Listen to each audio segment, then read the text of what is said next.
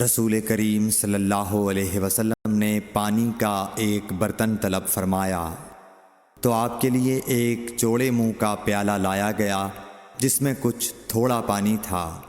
آپ نے اپنی انگلیاں اس میں ڈال دیں۔ انس کہتے ہیں کہ میں پانی کی طرف دیکھنے لگا، پانی آپ کی انگلیوں کے درمیان سے پھوٹ رہا تھا۔ انس کہتے ہیں کہ اس ایک پیالہ پانی سے جن لوگوں نے وضو کیا وہ 70 سے 80 تک تھے۔ صحیح بخاری حدیث نمبر 200۔ رسول اللہ صلی اللہ علیہ وسلم جب دھوتے یا جب نہاتے تو 1 صاع سے لے کر 5 مد تک پانی استعمال فرماتے تھے، اور جب وضو فرماتے تو 1 مد پانی سے۔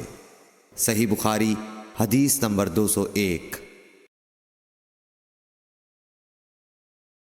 سعد بن ابی وقاص رضی اللہ تعالی عنہ رسول کریم صلی اللہ علیہ وسلم سے نقل کرتے ہیں کہ رسول کریم صلی اللہ علیہ وسلم نے موزوں پر مسح کیا۔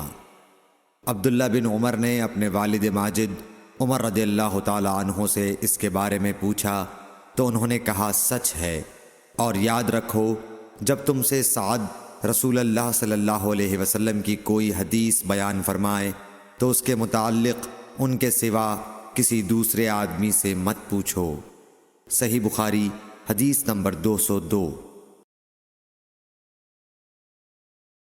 ایک دفعہ آپ صلی اللہ علیہ وسلم رفع حاجت کے لیے باہر گئے تو مغیرہ پانی کا ایک برتن لے کر آپ کے پیچھے گئے۔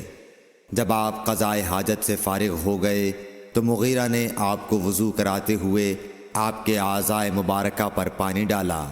آپ نے وضو کیا اور موزوں پر مسح فرمایا۔ صحیح بخاری حدیث نمبر 203۔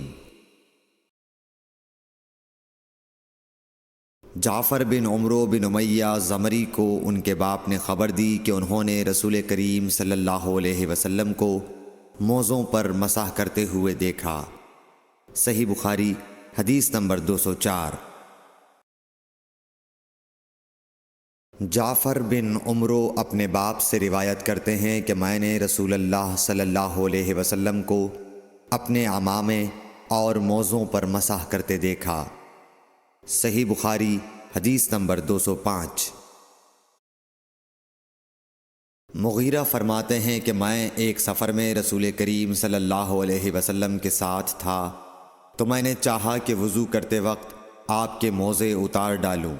آپ نے فرمایا کہ انہیں رہنے دو، چونکہ جب میں نے انہیں پہنا تھا تو میرے پاؤں پاک تھے، یعنی میں وضو سے تھا، پس آپ نے ان پر مسح کیا۔